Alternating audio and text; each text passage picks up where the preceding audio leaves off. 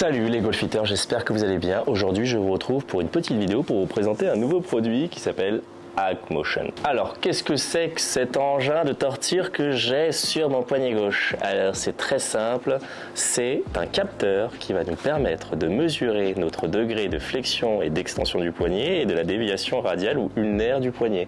Donc en gros ça matérialise l'orientation de votre poignet, de votre main, tout le long de votre swing. Et ça, c'est un outil qui peut quand même être pas mal utile parce que les poignets, ça va être quand même un sacré sujet pour la maîtrise de l'orientation de votre face de club pendant votre swing de golf. Pour la petite histoire, j'ai contacté Aquamotion en 2023 et voilà, sur Instagram, ça n'a pas marché. Apparemment, je suis pas assez célèbre. Mais il s'avère que un an après, en février ou janvier 2024, j'ai reçu un mail de la part de Aquamotion, de la part du community manager qui recherchait des influenceurs pour pouvoir présenter leurs produits. Donc je me suis dit, forcément, pourquoi pas quoi. Pour la vouloir jouer très transparente sur cette vidéo, j'ai reçu l'Aquamotion bien entendu de façon offerte et moi ce qu'ils m'ont proposé en termes de partenariat c'est tout simplement un lien d'affiliation. Donc en gros si vous achetez le produit via mon code qui s'affiche juste là, vous avez le droit à 5% de réduction et vous me permettez de me financer aussi un peu mon travail quoi. Donc voilà, win-win, objet gratuit, review en vidéo, lien d'affiliation si ça vous intéresse, mais bien entendu sans obligation d'achat. Je vous mets en capture d'écran les mails que j'ai envoyés à Aquamotion et ce qu'ils m'ont répondu aussi, mais comme vous pouvez voir, ceux qui ont pris le temps de lire ces mails, j'ai été totalement franc avec eux, j'ai mon libre arbitre, donc si j'ai envie de dire que Aquamotion c'est de j'ai le droit de le dire. Ça, on en parlera à la conclusion. Moi, ce qui m'intéresse aujourd'hui, c'est de vous présenter le produit et vous expliquer un peu comment ça fonctionne. La première chose à faire, les amis, ça va être de vous l'équiper. Donc, en gros, vous le mettez sur le poignet gauche si vous êtes droitier, poignet droit si vous êtes gaucher. Et à partir de là, ce qu'on va faire, c'est qu'on va rentrer dans l'application Aquamotion. Donc là, je rentre dans l'application et comme vous pouvez voir, il y a pas mal de choses. Il y a un petit mode tutoriel qui s'appelle Getting Started où vous pouvez tout simplement avoir des vidéos de comment on connecte le Aquamotion et comment on le porte. Nous, ce qui va nous intéresser aujourd'hui, ça va être le mode practice et de mesurer finalement notre poignet dans tous les angles pendant notre swing et on va essayer de décrypter un peu toutes ces données. Comme vous pouvez le voir, il y a aussi un petit onglet putting, ce qui peut être intéressant. Je vais pas le faire aujourd'hui parce que du coup je l'ai pas encore testé, tout simplement pour être honnête avec vous, mais si ça vous intéresse, une petite vidéo Aquamotion à propos du putting et de l'influence de l'outil par rapport au putting, n'hésitez pas à me l'écrire dans les commentaires. Nous, ce qu'on va faire, c'est qu'on va regarder le swing. La première chose à faire quand on arrive sur Aquamotion, ça va être tout simplement de commencer par calibrer l'engin. Donc c'est très simple, on suit les étapes. Voilà, step 1, mettre le poignet à plat et à partir de là, step 2, mettre le poignet entre 30 et 45 degrés. Ok, à partir de là, ça y est, mon poignet est calibré. Et voilà, comme par magie, vous pouvez voir une représentation 3D de mon poignet en rapport avec l'application. Vous pouvez le voir bouger un peu dans tous les sens et donc ça a l'air d'être plutôt pas mal calibré. Si je veux mettre de la flexion, voilà, je peux. Si je veux mettre de l'extension, de la déviation radiale, de la déviation ulnaire, c'est très très bien calibré. Ce qu'on va faire, c'est qu'on va juste taper un coup et on va voir ce que nous raconte Aquamotion.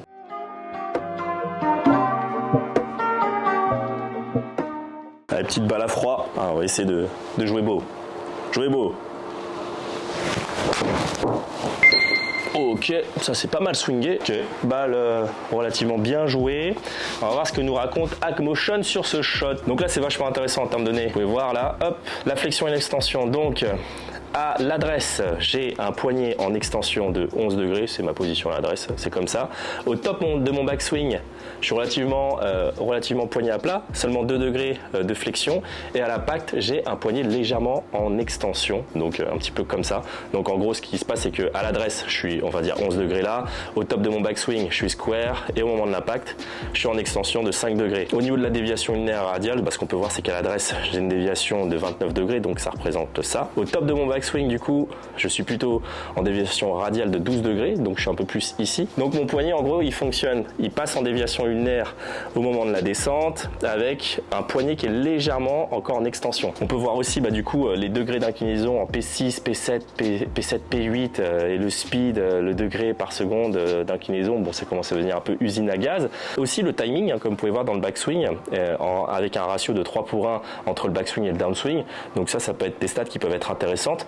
Mais en gros, voilà ce que nous présente l'application au niveau des données. C'est quand même énorme en termes d'infos. Et je suis assez scotché, je vous avouerai, d'avoir autant d'infos sur un coup de golf au niveau de mon poignet gauche. Donc là, ce qui est intéressant sur ce coup-là, c'est que ma balle, elle a fini un tout petit peu à droite. Ouais, effectivement, léger push. Et je sais que d'habitude, j'ai tendance à rater des balles en push parce que je suis un joueur de draw. Et on peut voir que j'ai un poignet qui est un peu en extension au moment de l'impact. Donc là, on va essayer les fameux exercices de HackMotion pour voir s'ils arrivent à me corriger ça. Donc on va tester ça en live, hein, on va voir comment ça se passe.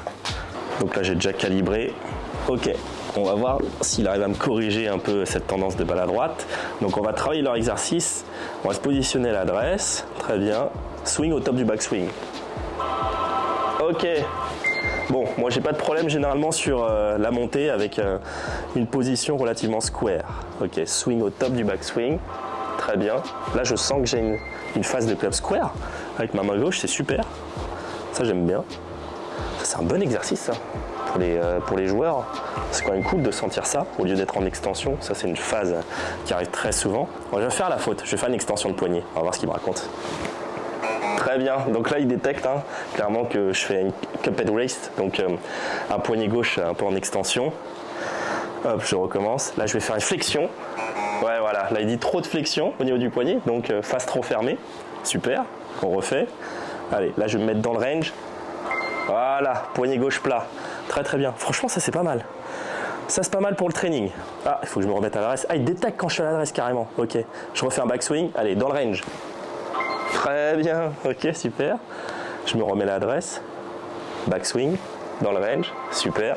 Ça, normalement, c'est un point fort pour moi, maîtrise de face au sommet. Ok, next challenge. Full swing, on va voir ce qui se passe. Donc, position avec un poignet gauche. Et je vais essayer d'avoir un peu moins d'extension, donc un peu plus de flexion au niveau de mon poignet dans la phase retour, au lieu d'arriver avec une extension face ouverte. Allez. Ah, tellement mal touché. Ok, très bien. Il me dit qu'au top de mon backswing, c'est pas mal. Il me parle de mon top de mon backswing, moi c'est l'impact qui m'intéresse. Ok, ouais, la position du backswing c'est bon. Ok, là je l'ai bien senti celle-là. Top du backswing c'est pas mal.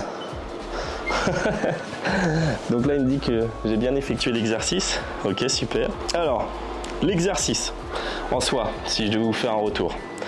Il est intéressant pour les joueurs qui sont en galère de face ouverte ou de face fermée parce qu'il détecte la position de flexion ou d'extension du poignet gauche au sommet et généralement quelqu'un qui va avoir une position d'extension va arriver au moment de l'impact avec une face extrêmement ouverte. À l'inverse, quelqu'un qui va avoir une énorme flexion du poignet va arriver généralement avec une face un peu fermée au moment de l'impact. Donc c'est un bon exercice pour ces joueurs-là. En l'occurrence, moi j'ai pas de problème avec ça. Moi c'est plutôt au niveau de mon extension dans l'impact.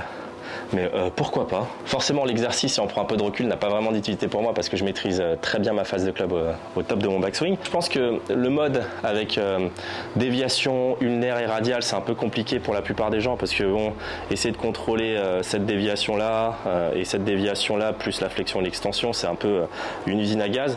Moi je trouve que le plus utile pour les amateurs, c'est vraiment la prise de conscience du poignet au top du backswing et HackMotion ça le fait très bien.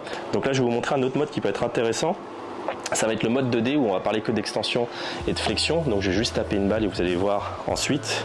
Ce que je vais faire, c'est que je vais volontairement avoir une énorme extension du poignet. Et quand je vais revenir avec cette extension et la garder au maximum. Et vous allez voir que la balle va partir très à droite. Le HackMotion peut être très utile pour ce genre de personnes qui n'ont absolument pas conscience du rôle du poignet gauche au sommet du backswing. Donc là, je vais vous le montrer. Face très ouverte avec un poignet qui s'ouvre à mort. Et j'essaie de le maintenir. Voilà, donc là très bien, la balle est extrêmement à droite. Et là vous pouvez voir que HackMotion a détecté effectivement qu'au top de mon backswing, j'avais une trop grosse extension de mon poignet. J'étais à 22 degrés d'extension et au niveau de l'impact, j'avais 14 degrés d'extension du poignet. Donc là forcément ma balle est totalement à droite. Et il y a un mode que je voulais vous montrer du coup, c'est l'audio feedback qui est super intéressant. Donc en fait, ça va nous permettre, si vous voulez, de sentir cette position de main gauche au sommet du backswing. Vous entendez la petite musique? Et bien ça va nous indiquer si notre poignet est bien positionné, s'il est relativement à plat pour avoir une face square au sommet. Donc je tourne, si je suis là, vous pouvez voir j'ai une énorme extension. Si je suis là, j'ai une énorme flexion, donc je suis pas dans le range. Okay, le range, c'est à peu près ici pour avoir un poignet gauche, comme vous pouvez le voir, plat. Très bien. C'est vraiment sympa ça. Pour la maîtrise de la face, ça je trouve ça top. Maîtrise de position au sommet du backswing, ça je trouve ça vraiment extraordinaire pour le feedback. Voilà, les personnes qui sont là, les faire passer à là. Ça je trouve ça vraiment très bon, très bon outil pour un feedback immédiat au niveau du contrôle de la face de club.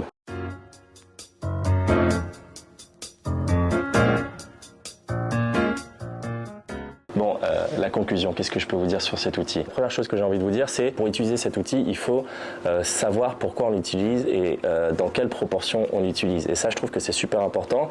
Il ne faut pas que ça devienne des données pour des données. L'objectif, c'est pas de chercher des données pour des données, il faut toujours que ça soit relié à un shot. Et moi, je trouve que AgMotion peut nous pousser un peu dans de la technologie pour de la technologie. Ça, je trouve que c'est pas forcément top parce que le golf est déjà, je pense, assez technique comme ça, surtout en France. La façon dont on aborde ce sport est déjà assez technique. Donc je trouve que AgMotion est une usine à gaz qui peut rajouter énormément de complexité sur des choses qui peuvent être traitées de façon beaucoup plus simple techniquement. Donc en termes de pédagogie pour un prof de golf, moi je trouve que ça peut être utile uniquement dans certains cas. Ce n'est pas un outil magique, qu'il n'y aura jamais d'ailleurs d'outil magique, et que ça peut même être des outils qui peuvent pervertir votre golf parce que vous êtes dans la recherche, dans un range de taper la balle comme il faut pour rentrer dans ce que AgMotion vous dise. Et on va sortir un peu trop du feeling de jeu en rapport avec une trajectoire, etc. Alors voilà, enfin ça c'est mon avis très personnel.